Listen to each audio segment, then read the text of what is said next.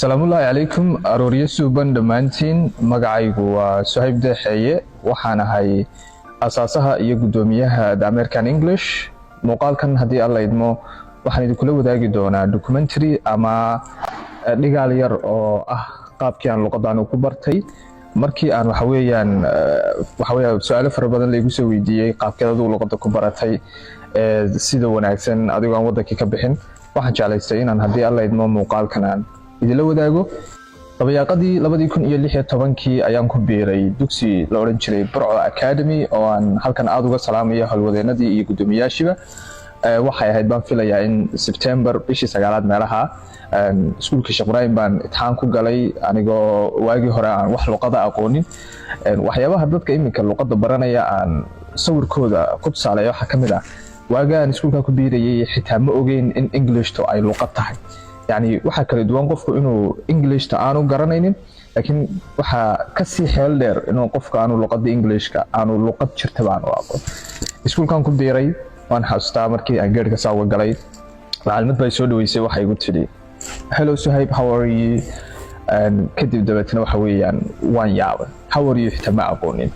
waan iska dhaafay waxa weeyaa socodkaygii ama safarkaygii luqadda ayaa bartayga bilaabmay 2021 I would say at the end of 2020 2020 dhamaadkiisii ayaan iskuulkii waxa weeyaan ka baxay oo anigu aan waxa weeyaan wada ii jeexnayd aan waxa weeyaan galay haddana luqadii waxa weeyaan igamay guurin oo I guess imika in 2025 lagu jiraba 3 sano ama 4 sano waxa weeyaan ku dhawaad ayaan luqadda waxa weeyaan macallin ka ahay oo dhammaan waxa weeyaan goobaha luqadda lagu dhigtay ee magaalada Burco ku yaala baan soo maray. ugu dambeynna 2023 ayaan bilaabay the American English oo ah goob waxa weeyaan khibrado fara badan isugu tageen in badan laga fakarayay gobolka Togdheer ama degmada Burco waxa ay tabanayso in waxa weeyaan lagu xalliyo. sanadii 2023 baanu bilownay the American English bishii 7aad waana goob loo design gareeyay ama loo qalabeeyay in ardaygu luqadda si freely ugu hadlo. يعني dhibaatooyinka gobolka haysta waxa kamid ah in qofku luqadii uu u barto si yani luqad ahaan laakiin aanu ku hadli karaynin hadii aanu soo diyaarsan aanu meel soo istaagi karaynin. the American English asaaska iyo go'oldhigu wuxuu ahaa in qofku laba laga helo kow luqadii uu si waxa weeyaan academiga uu barto oo si aqoomaysan oo waxa weeyaan qofkii aqoon uu faa'iidi karayo wixii waa deeska luqaduna deeludiday laakiin in qofku luqadii la baro si academiga ayaanu ka duulaynay. qodobka labaadna waxa ahayd in qofku uu ugu hadli karayo luqadii si waxa weeyaan freely confidently concisely qofku inuu waxa weeyaan fagaare soo istaagi karayo oo wuxuu doono uu ka hadli karayo isagoo aan waxba soo diyaarsan hadii dantu ku qasabto. the American English imika waxay jirsatay sanad muddada sanadka ana gobolka Togdheer ama magaalada Burco si hufan oo milgiya maamuus labay ugu faaftay oo waxa weeyaan dad fara badan ay uga hadlayaan.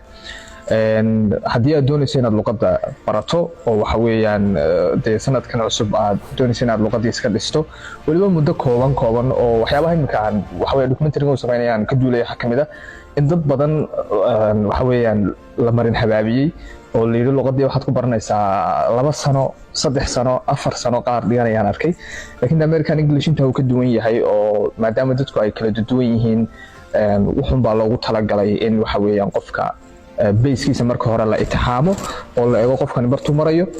dhakhtarka imika markaad u tagto daweyska markaa siinayo laakiin marka hore waa in examining marto ama lab examine.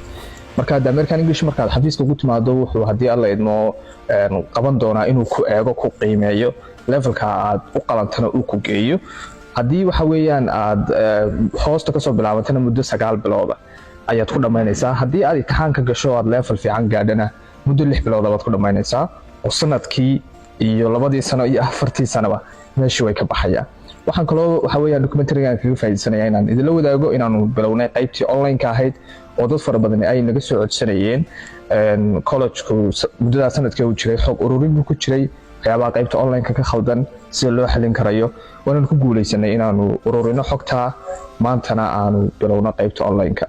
waxaan rajaynayaa in documentary-gan aad waxa weeyaan waxyaabo fara badan ka faa'iiday aad iyo aad baan ku salaamayaa. waxaa inoo balana adigoo luqadda ku hadlaya oo the American English jooga.